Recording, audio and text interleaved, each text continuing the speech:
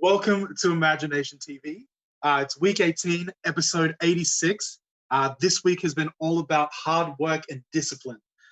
We've had some pretty incredible guests so far this week.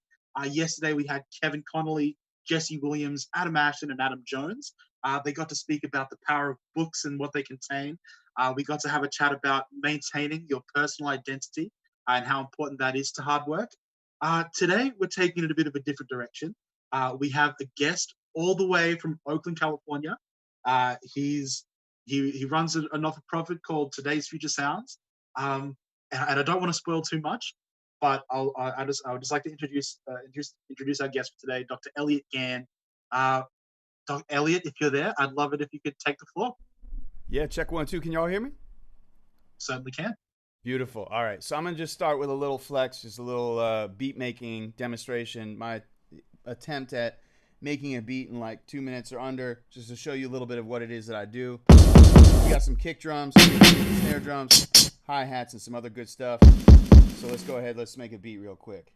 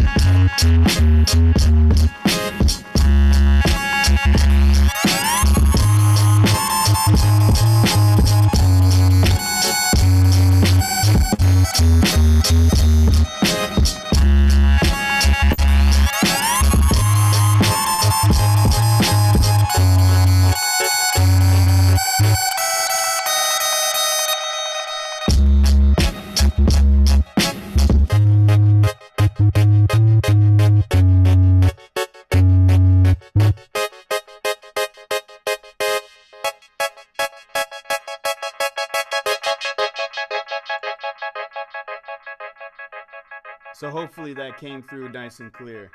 You sound all right? That was incredible. We've got a bunch of love coming through the chat line. We've got Scott Leonard saying epic. Jason Burton saying I need one of these. Yeah. Look, but before I let you go any further, I guess I just want to ask, where did you learn to make beats like this? Yeah, so beat making was something that I didn't learn formally. I learned it by literally tens of thousands of hours of experimenting. You would say mucking around, I'd say messing around.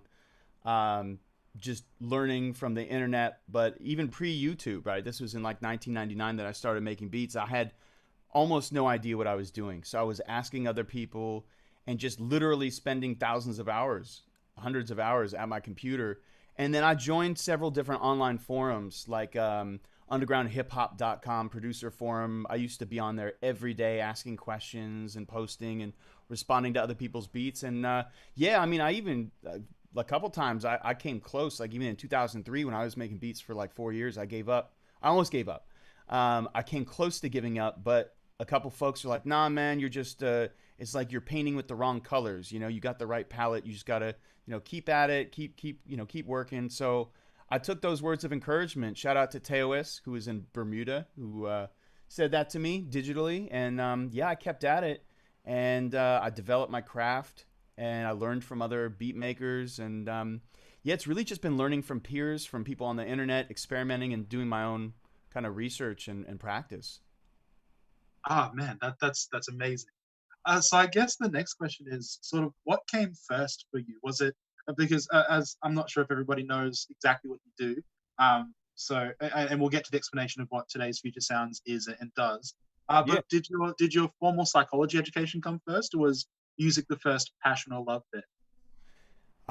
Certainly music was the first passion or love for me. However, I grew up with three of my four parents, including step parents, being psychotherapists, being counselors. So like my mom was a psychologist. My dad was a psychiatrist. My stepmom was a psychiatrist. It definitely runs in my family. My stepdad's a geologist and a science teacher, so he's kind of different from the rest of them. But certainly like that was part of the culture of my family. But I loved music from the time I was a kid. Like from the time I was little, I used to just love to dance and sing and listen to music. And I was real into oldies, like 50s oldies, 60s oldies when I was a kid. And then I heard James Brown. I was like, yo, what's that? That's super dope. And then I got into hip hop. I grew up in New York City in the 90s and like the golden era of hip hop. So that definitely influenced me. And, then, being brought up around psychologists and counselors, that made me think about, other people and empathy and wanting to help other folks. But then it really formally started when I started studying it in university. We call it college, but in university. And then I later pursued that. Not only did I get an undergrad degree, but I went for my doctorate in psychology after taking a year off to work and do work in the field. And then brought in hip hop because I knew it was all about hip hop, beat making, music, and psychology, and using hip hop to help other people in the way that hip hop had helped me. So, I mean, that's amazing, and I think that's a perfect jump off point to begin your presentation. We'd love to hear more about your journey with today's Future Sound. So feel free to take it away and let us know what you're all about. Yeah, absolutely. So do a little presentation, start off with a little summary video of what it is that we do and that I do at Today's Future Sound.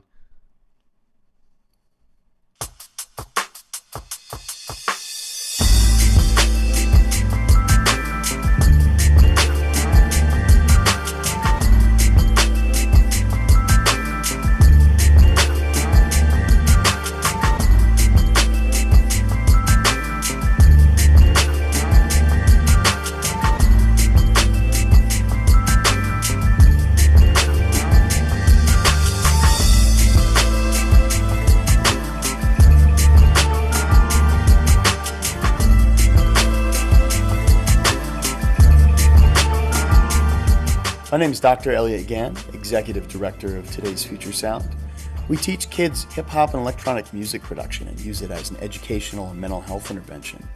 Fundamentally, we're trying to empower youth as creators, artists, critical thinkers, and global citizens. We also teach other subjects like geography, learning about other countries and cultures, and getting kids to think outside the box, but doing this in a culturally relevant and engaging as well as hands-on way that's relevant to their reality. We teach kids music theory, composition, production, and performance in an age and developmentally appropriate way. This is also a healthy, positive outlet for youth through which they can express themselves, create something together as a group cooperatively, and gain a sense of mastery with a tangible musical product. We have two main models at Today's Future Sound. The exposure model, which is more of an overview and serves large groups. We really developed and refined this model during our trip to Australia, when we were intensively teaching hundreds of students each day. Are you guys ready for some music? Our more intensive hands-on model is geared towards small groups with a much higher ratio of teachers to students. That allows us to go more into depth as well as to forge stronger relationships with our students. No matter what the model, we're really trying to teach kids about traditional old-school hip-hop culture and experience themselves as creators, artists, composers, and musicians, as well as world citizens and critical thinkers, and discover different career pathways that make use of technology. I just feel like I want to put them all day. I learned all about music.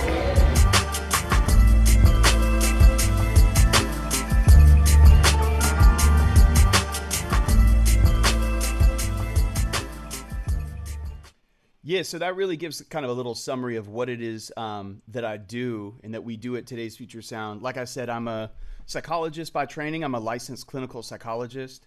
I'm a DJ, a beat maker. I've put on a lot of events. I've past 5 years up until COVID happened. Every my summer, your winter, I would come to Australia and do a national tour. And last year was the first year that we did beat battles and a tour dates and performances in every territory except for NT. So you know, I get around. I network with a lot of Australian hip hop artists. And collaborate with them. I've put out an album called Filthy Australia Volume 1 and Volume 2 that's all Aussie rappers, singers, including a couple Indigenous artists. One of my favorite, one of my closest homies in WA is Benny Baja, who won the WAM, the Western Australian Music Awards, for his song Survivors, which is a really dope song. And So we've put that out, and yeah, that's part of like the logo that I share with you folks. So yeah, that's what I do. I put on beat battles on every continent minus Antarctica. So that's a goal. This is my homeboy, Dr. Raphael Travis. He's a really, really dope researcher, social worker. He wrote a book called The Healing Power of Hip Hop that I recommend to everyone. And we just put out some articles on the therapeutic beat making model that I've been working on for quite some time. And what I think is really dope is that Dr. Travis doesn't really lecture young folks on like what they should listen to or that kind of thing. He's a super chill guy, you know, he's just real laid back, but he just asks young people to think about like when you listen to songs or music, hip hop or not, you know, or watch TV shows or movies or whatever on YouTube or Instagram or Snapchat, TikTok, he just asks you to think about two things, you know, just to help yourself. Like, what can you learn and how can you grow? And I really respect Dr. Travis for you know, not like coming and finger wagging and telling, you know, like young folks what they should listen to, but actually like trying to help them think about like who they are and how to develop in a positive way. So shout out to him. My nonprofit, like I said, is called Today's Future Sound. I'm executive director. I've been doing that for the past 8 years. We use hip hop. We've gone all around, like I said, all around Australia, taught Melbourne, Sydney, Brisbane, Adelaide, Cairns, Perth. We were in Tasmania last year and we did beat battles in all those places. It's a lot of fun. These are some of our staff in Oakland. This is not all of them. It's just some of the folks. We're all beat makers, DJs. We all care about youth and really want to pass on beat making and hip hop culture to the youth and share our love and our passion for hip hop. And then we also have, I'm going to skip forward here. Let's see. So I want to show y'all these are some of the beat tapes, the instrumental albums we've made with students, where the students come up with their own ideas for what they want to be on the album cover, and then we just tell this guy who used to be a graffiti artist and now is an illustrator and graphic designer, we're like, hey yo, the kids wanted Wookiees riding raptors with flames and the Golden Gate Bridge in the background that represent their community and holding ghetto blasters and beat machines, like, can you hook it up? And he's like, yeah, no worries, I got you. You know, and like a couple days later, we get these, right? This is another one from a school in San Francisco where we taught. The kids all wanted to be illustrated as cartoon characters, and one of our students, she drew the part in the middle on a lined piece of paper, and we sent that over. We took iPhone photos of all the kids, and he illustrated them. And then this is one we did in Tasmania, in Hobart last year. This is Tassie Tiger Tacos, and I don't know if folks are familiar with Tassie or Hobart, but they have this famous fog that they have a name for. I can't remember what it's called, but it like rolls by the mountain, and they have the famous tower here, like in the mountain. So that was important for them, for their community to represent where they're from, and just like giving out tacos because they're all about community, they were saying. So the young people there wanted that. And then this is from Sydney, Australia, from Maryland's. Shout out Hilltop Road Public School. where we've taught for the past 5 years, and where we've launched a studio for the primary school students. They get to make their own beats and record their own raps and make their own podcasts and radio shows. Shout out them and Auburn West Public School, where this is the cover for Auburn West. This is their playground in the background, and if you look carefully, you can see the bin chicken smashing out beats on the beat machine there, and that was something that the kids wanted. You know, they wanted to have a musical jam, have folks breaking, and then, you know, little bin chicken beat machine action. So, yeah, and Marcus, I'm gonna let you jump in because I talk a lot. Yeah, no, yeah, I'm just amazed, to be honest. We again, I'll mention the chat line to just we're staying engaged. We've got Will Wensley saying this program is incredible. We've got Tom saying so keen to see this as a part of our pop-up imagination factories. We've got some requests for collaboration between TFS and AIM. So there's lots of love coming through. So I mean, obviously, there's a ton of questions that I have for you. I guess one of the biggest ones is why have you been so sort of attracted to Australia as a place, to bring TFS and to bring the program? I know that we don't necessarily have the same maybe prestigious hip hop culture as the States do, but have you noticed maybe that Australia has some sort of embers going on in that sort of atmosphere? Yeah, and in fact, I think over the past 5 years, 3 to 5 years, there's really been a real Australia's scene has been burgeoning over the past 15 to 20 years. And I know a lot of the OGs, like Deaf Wish Cast, shout out all the OGs in Sydney and elsewhere and Newcastle. But yeah, especially in the past 3 to 5 years, you've seen this whole new generation of Aussie rappers. Was it 1-4, right? And then obviously Hilltop Hoods have been pretty popular, and have they're kind of like the middle school of hip hop. You got the younger cats like 1-4, and shout out my homeboy Z in Sydney, who tours with them too, and Zerish Soul Benefits, one beat battle we did in Sydney 5 years ago. But yeah, I mean, I first came to Australia in 2010 as a graduation present. When I graduated graduate school, when I finished my doctorate in psychology, my parents asked me, what would you like as a graduation present? And I said, I want to go to, and I thought about a place that I'd never been, that I probably would never go to, or I'd never have the chance to go to, I thought. And I said, hey, I looked up the ticket prices. It was really cheap. It was like $700 American dollars. And I said, hey, I want to go to Australia. And they're like, okay, we'll buy your ticket. And then there was this special where it was on Qantas, where if you paid $100 more, you could fly to 4 Australian cities. I thought, that's crazy. I'm gonna book myself a little mini tour. I don't really know that many people, but I'd been in touch with some Australian artists via SoulSeek, this music program that you can download and share music on. And also because I was doing a lot of really hardcore grinding, putting on MC battles, rap battles, archiving it, taking my camera to every event and capturing every piece of dope footage. And I knew a lot of battle rappers. I was really deep in the battle rap scene. So a lot of folks in Australia knew me. And I literally, in grad school, I was hustling DVD packages and CD packages. I must have sent about 50 packages over the years to Australia. And one of the cats who came out to the biggest MC battle in the United States, called Scribble Jam, which was this hip-hop festival they used to have in Cincinnati, Ohio, this cat, MC Justice, came out from Sydney. And I had sold him a year prior to him coming out and winning and beating all the Americans with an Australian accent on stage in front of 5,000 people. I had sold him a DVD of a huge $150 worth of DVDs that footage I was compiling and had contributed to making these documentaries. And he studied it for a year. He used to watch it every day and learn everyone's style. And then he came and he defeated these Americans with an Aussie accent, with their own style, and to me that speaks to the testament of hard work. So I had all these connections to the battle rap scene there, and they knew me through that and through just networking online, just spending time talking to folks. Shout out to Evolve and Mids One in Adelaide.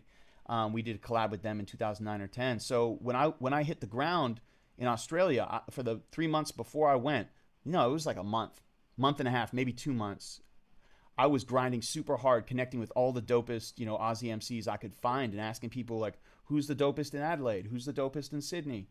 Blah, blah, blah, blah. And then connecting with them and sending tracks back and forth, had the album mixed, connected with some other Australian cats, Oz Hip Hop Shop. And then when I landed on the ground, I had a whole network of people who were, down to meet me, and we ended up doing a tour of all of Eastern Australia, putting on MC battles and beat battles. So if you go on like my YouTube channel, you can see like the Sydney leg, where we have like folks who blew up, like Rates and Cursor were in the MC competition that we put on, and like 2 or 3 years later they blew up and they got super famous and doing all this crazy stuff. Like Benji from PK Crew in Sydney is also in the video, a bunch of other folks.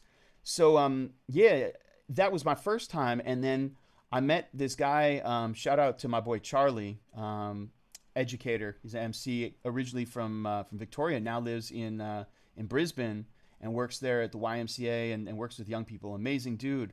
I met him in New York City at a hip hop conference.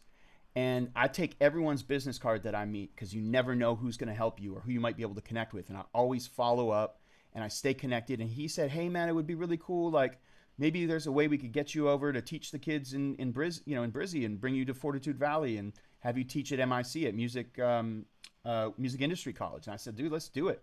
So 3 years, it took 3 years of staying connected, building the relationship, looking out for grants, all that kind of stuff. But they found the Queensland Artist in Residence grant. It was like, $20,000-$30,000.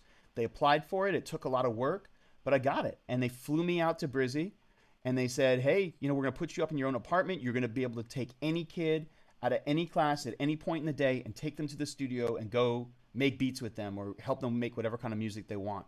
So we did that. And it was one of the dopest experiences of my life. And I figured, hey, if I'm going to be in Australia doing that, I'm going to leverage social media. I'm going to jump on Twitter and look at all the people who are interested in hip hop education and that kind of thing in Australia. And I'm going to contact them on Twitter and send them messages and look them up on Facebook and send them emails. And so I booked myself not only a hip hop tour connecting with hip hop artists and putting beat battles all around Australia, including flying to Perth to meet a guy who does really dope hip hop education stuff over there. But also, just like contacting educational people. And I ended up presenting at a conference in Melbourne. I connected with lots of schools, and two of those schools was Hilltop Road Public School. And after seeing the presentation I did at the conference, they walked up to me and they said, we want to be a hip hop school of excellence. This is a primary school, mind you, in the suburbs of Sydney. And I said, let's go. We can do it. Here are my collaborators. Here's my collaborator from University of Melbourne, Dr. Alexander Crook, who's a hip hop head. Let's go. And 5 years down the line, I've been going there every summer and getting a pretty decent sized contract that allows me to fly to Australia, pay for my flight, tour around, right? And I just hustle contracts, and wherever I go, I try to, if I don't get paid, then I volunteer. And to me, that's also putting in work and showing respect to the community, but it also builds your reputation and it creates opportunities. And then putting on beat battles and working with local artists, you just build your network, and you got people on the ground when you touch down. And I do that in every country that I go to, whether it's El Salvador, whether it's South Africa, whether it's Hong Kong or Mexico or wherever. That's what I always try to do. You always want to build bridges and create opportunities. Man, that's incredible. Your hustle is amazing. And it really is inspiring. I guess the next question that I'd have is, do you think there's space for sort of the therapeutic beat making model in more traditional sort of schooling? Like, is there a place for that in existing school curriculums, and how might we implement sort of alternative education pathways like that? Have you had much challenge in approaching schools to sort of work with you in that capacity? Yeah, there's definitely, as soon as you say the word hip hop, people have like negative stereotypes, right? But the fact that I have a doctor before my name and that I've done all the stuff that I've done, and that now I have published journal articles with esteemed researchers and colleagues, including Dr. Alexander Crook from University of Melbourne, who's a hip hop head and a DJ and a beat maker, Dr. Raphael Travis, who's head of the social work program at Texas State University in Austin, Texas. We all work together to create the evidence, the research, and to really validate and create justification, quote unquote, scientific justification, educational, pedagogical. That's like the art and science of teaching. So there's absolutely space. There's no doubt that there's stigma, and that like as soon as some administrators or government officials or school people hear it, they're like, oh, hip hop, that's da da da da da da. And then we say, no, let me educate you about it. And like, trust me, I'm a doctor, right? So it works a little bit, but we're trying to create scientific evidence. And we've already done studies that scientifically show that using hip hop, beat making and writing rhymes and analyzing hip hop songs, using Dr. Travis's method, of hip hop empowerment, has decreased depression and decreased anxiety in students. And he literally, like I said, he literally wrote a book called The Healing Power of Hip Hop. That's an amazing book that outlines all of this and all these programs across the United States and Canada that do it. And there's a lot of really dope programs in Australia too that are doing it as well. And so my goal has been coming to Australia, trying to support those programs, whether, support hip hop practitioners, hip hop artists who are doing that work, whether it be in Perth or NT or Tasmania or wherever, right? And there's absolutely no question in my mind that you can use hip hop to teach just about anything. And I'll tell you why really quickly. Because hip hop culture is in fact a culture. It's not just a genre of music, right? There's 5 elements of hip hop. This is old school hip hop. It's almost the 48th anniversary of hip hop's birth. August 11th, 1973, DJ Kool Herc invented hip hop beats as we know it. And he took 2 turntables and 2 vinyl records and he played what we called the breaks. The break is the breakdown section of a record, like in a funk or a disco record or whatever. There'd be just a stripped down section where it's just the drums playing. And he played it on one turntable, and then when it was about to end, he played it on the other, and then he rewound this record, and then he played that break section, the drums again, because that was the part that people were getting like the most hype to. And so he created hip-hop beats by doing that, by breaking the rules and doing something no one had ever done before.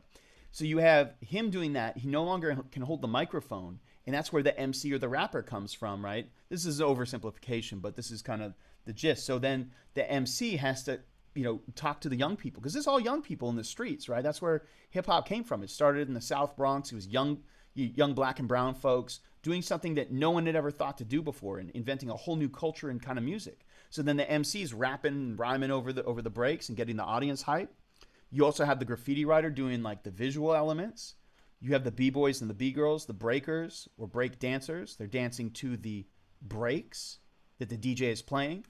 And then the 5th element of hip hop is knowledge. And that's knowledge of self, like knowing who you are and your roots and where you come from and who you are as a person and your values, but also knowing the history and the culture of hip hop. Like we call it doing the knowledge. And to me, one of the most important things about kind of the ethics and the morals of hip hop is the idea of each one teach one, which is like passing on the knowledge to the next generation, right? And so it's not just my like keeping all my skills and my hip hop knowledge and beat making knowledge for myself, but like teaching it and teaching young kids, because we teach kids as young as like 8 or 9 how to make their own beats and their own albums. So we're trying to really start them young so that by the time they're 12, 15, they're super dope. They're going to be way doper than I was, right? Because I started when I was 16 or 17. I had to teach myself. So we're trying to pass on that knowledge, right? And the thing that's really cool about hip hop is that it uses all these kinds of different kinds of intelligence, right? Because a lot of times in school, they only really emphasize being word smart, like verbal linguistic intelligence, or logic smart, like how good you are at maths, like logical mathematical. But there's all kinds of different intelligence. Like some people are really people smart. They're really good at like knowing other people and understanding other people. And some people are really good at knowing themselves. They're self-smart. They have intrapersonal intelligence. And so these 2 things together, like that's the kind of thing that you kind of really have to have in my line of work, whether you're a teacher or like a psychologist or a counselor. You got to be good with people, right? Some people are really good at using their body to solve problems. They're good athletes, they're good dancers, they're good at making art with their hands or building stuff, right? Some people are really musical naturally. And some people are really good visually, like whether it's like you're on the footy field playing Australian rules football or rugby or whatever kind of sports you play, right? You have to be able to use visual cues and see things in space, but also maybe you're artistic, right? And then the idea is that you kind of combine all of these. Well, in hip hop, like if you're a DJ, you have to have body smarts. You got to be able to use your hands and your arms but you also got to be musical, because if you're not musical, you're not going to be a good DJ. And you also got to be able to read the crowd. You got to be interpersonally smart, and you got to be able to tell a story, which is both like people smarts, but knowing what's inside yourself and expressing that.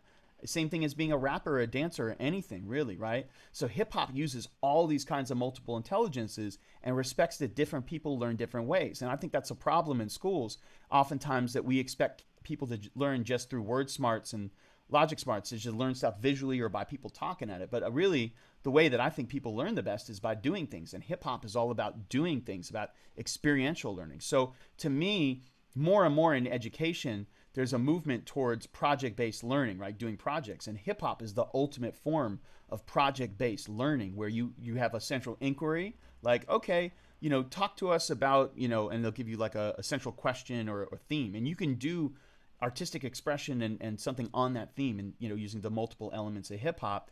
And it's something that you do like by doing, you learn. And that's, hip hop is like that. It was by necessity that people learned how to do stuff.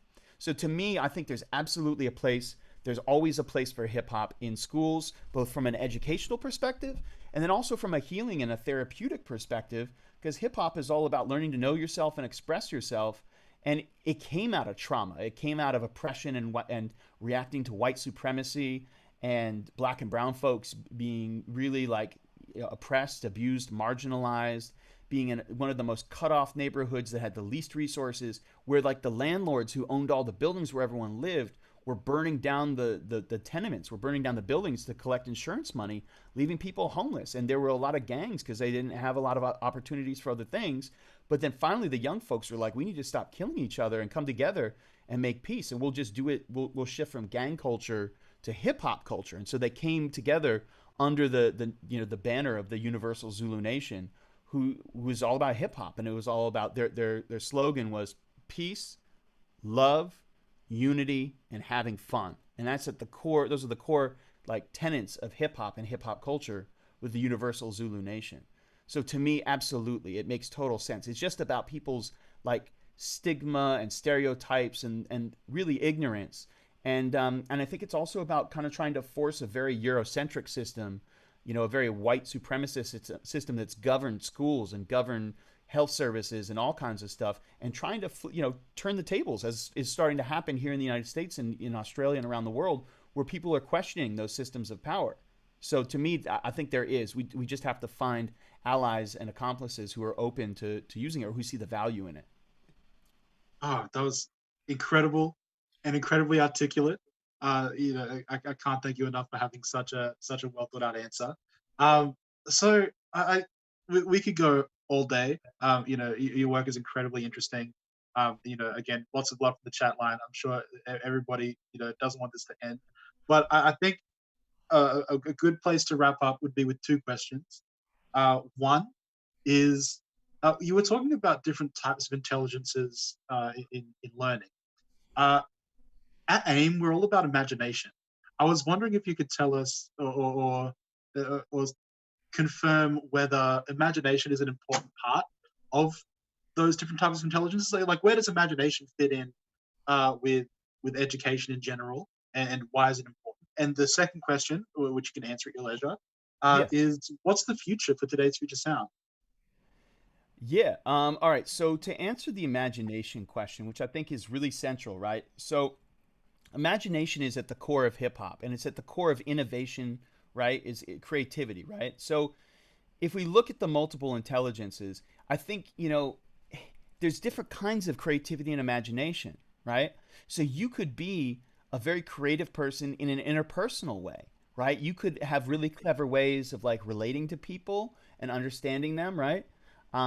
You could also be very creative or very imaginative in like a writing sense or using words. And I think that's how rappers are. If you're a good rapper or an MC or poet, you're very creative and use words and language in a new way. I didn't mention nature smarts here because I don't feel as qualified to talk about it, but that's another category they have.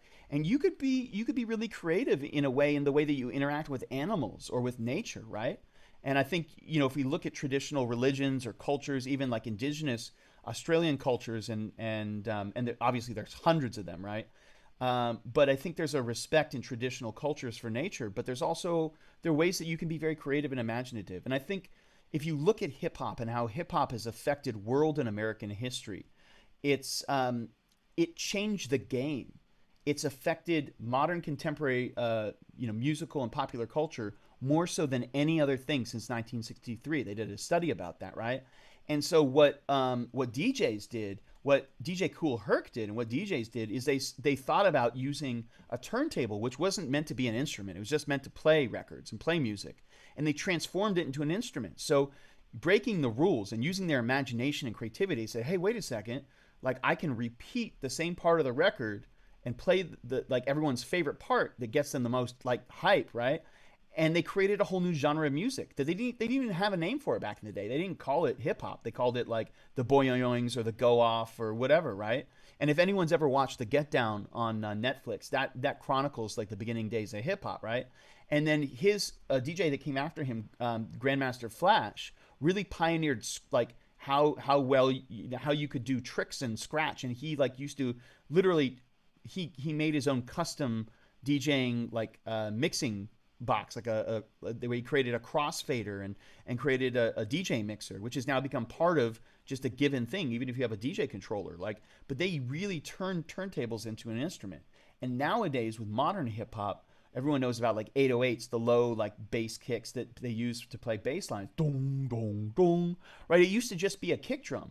But through the imagination and creativity of hip hop producers, they thought, oh, I'm going to break the rules again. Instead of just leaving this kick drum, which is meant just to be a percussive instrument and play one sound, I'm going to pitch it up or down, and then it creates a bass line. It creates a melody. And that wasn't what it was designed for. You know, they used it in a completely new way. So to me, hip hop constantly remixes both sounds, but also ideas. And that's what's really dope about hip hop, is that it takes things, it samples, it steals, it borrows, it appropriates, and it turns it into something new and ingenuitive and creative. Now, in terms of today's future sound in the future, like I said, we've really been doing some research on the therapeutic and educational applications of hip hop. We're starting to run therapeutic beat making groups. We were doing them in person, but now with COVID, we had to switch to going online. So we're doing virtual therapeutic beat making groups and just beat making groups for kids, right? And so we've had to adapt to it. So that's part of probably what's in the future. I hope that we get to, come back to being in person. Hopefully this thing gets under control, But I think doing more virtual workshops, teaching, training other hip hop artists around the world how to like do what we do, sharing music, and we do a show every it would be Sunday at noon for you folks, and it's Saturday night for us. It's hashtag Global Beat Cipher every Sunday, and we take beat makers from around the world. We give them a sample pack, and we say, hey, here's 20 minutes of crazy old vintage music from around the world. We give it to everyone all across the globe, and people come and they play their beats live on our stream on Facebook and YouTube, and and Twitch and all that, on the Today's Future Sound social media, and we stream it live. And we also put out free albums. And I think that as long as this crazy thing's going on, we're going to continue to do that. We do it every Saturday, and it's been a really beautiful way for us to come together and to heal and deal with like the stresses of being in COVID, and to connect and to understand, people from different cultures and parts of the world, and to learn from each other. So to me, that's in the future of Today's Future Sound, continuing to learn and grow, share what we do. And I really do hope that there's a way that we as Today's Future Sound can collaborate with AIM to do some beat making workshops for your young folks, and teach about what we do and learn from your students as well, I'm sure there's a very bright future. Look, thank you so much for appearing on the show today. Thank you for all that you do for the culture. I'm sure you've touched so many lives, and it's an incredible job, sort of recontextualizing hip hop culture in a way that's seen as publicly positive. You've had a global reach, and just thank you so much for all of your time and all that you do. Really, we really appreciate it. Absolutely. And if folks want to stay in touch with us or follow us on social media and all that, you can follow us on Instagram. It's Today's Future Sound. We're on Facebook, Today's Future Sound, Twitter. We're also on YouTube. We have a YouTube channel. And we're going to be doing more and more, workshops and continue the Global Beat Cipher. So I encourage folks to check it out. Feel free to send messages and stay in touch. And it's an honor and a pleasure. I really appreciate you inviting me to be on here. I know that Vicky couldn't make it on Friday, but I have a really dope DJ that can make it on Friday, who's an amazing hip hop DJ and turntablist. So maybe we can get DJ Gann on. We'll talk about that offline. But definitely want to bring more folks in from the Global Beat Cipher and TFS. All right, fantastic. Thank you so much. Again, we really look forward to any collaborations in the future. We'll wrap it up here. Thank you guys so much for tuning in to another episode of IMAGI-NATION TV. We'll see you the same time tomorrow for our artist episode.